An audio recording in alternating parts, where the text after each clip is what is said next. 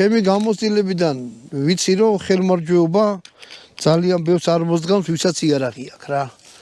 შემდეგ ამას ისე უკან დააბრუნებთ. ესე და მაგის დამჭერი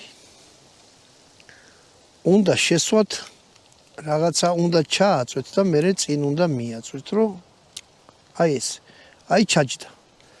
შემდეგ ჩამოწიეთ ეს იარაღი აეწყო.